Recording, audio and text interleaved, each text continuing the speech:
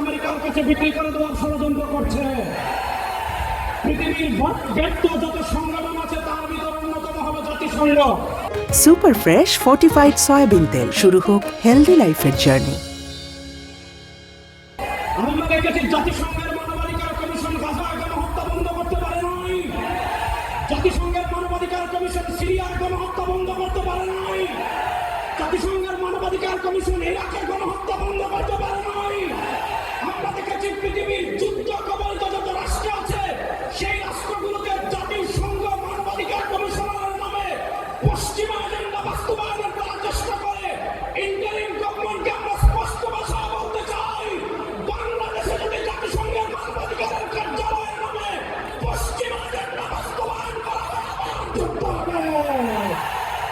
ইসলামী যুব আন্দোলনের তারুণ্য আবার যুদ্ধ করার জন্য প্রস্তুত আছে না। আমরা স্পষ্ট ভাষায় বলি, আমরা ভারতের যেমন দালালি করি না, আমেরিকার দালালি করবো। আপনারা দেখেন পৃথিবীর যে সকল রাষ্ট্রে জাতিসংঘের মানবাধিকারের কার্যালয় আছে সেই সব রাষ্ট্রের দিকে তাকালে দেখবেন সেই সবগুলো রাষ্ট্র হয় যুদ্ধ কবলিত অথবা একদম দরিদ্র সীমার নিচে।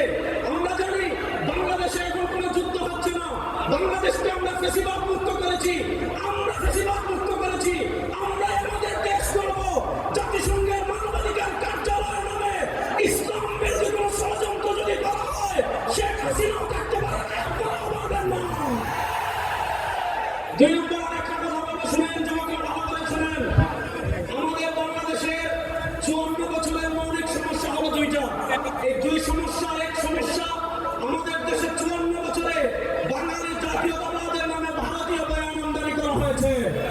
আমাদের দেশে আরেকটা মৌলিক সমস্যা হলো আমাদের দেশে ধর্মনিরপেক্ষতার নামে কাঠামোগত ইসলাম বিদ্বেষ চাষ করা হয়েছে। 54 বছর আপনারা জাতীয়তাবাদকে দেখেছেন, 54 বছর আপনারা ধর্মনিরপেক্ষতাকে দেখেছেন, 54 বছর আপনারা মুক্তিযুদ্ধের প্রকৃত পক্ষের শক্তিকে বলেছেন, ক্ষমতায় দেখেছেন। কেউ খুন বন্ধ করতে পারে নাই, চাঁদাবাজি বন্ধ করতে পারে নাই, টেন্ডারবাজি বন্ধ করতে পারে নাই, দুর্নীতি বন্ধ করতে পারে নাই, দেশের টাকা বিদেশে পাচার করা বন্ধ করতে পারে নাই। আমার ভাইকে তারা পাথর দিয়ে হত্যা করেছে। ওই খুনি চাঁদাবাজ টেন্ডারবাজকে কি বাংলাদেশের রাষ্ট্র ক্ষমতায় দেখতে চান? এখন তারা বলে বিকল্পকে, আমরা বলি বাংলাদেশের সবকিছুর বিকল্প ইসলাম। এবার ইসলামকে রাষ্ট্র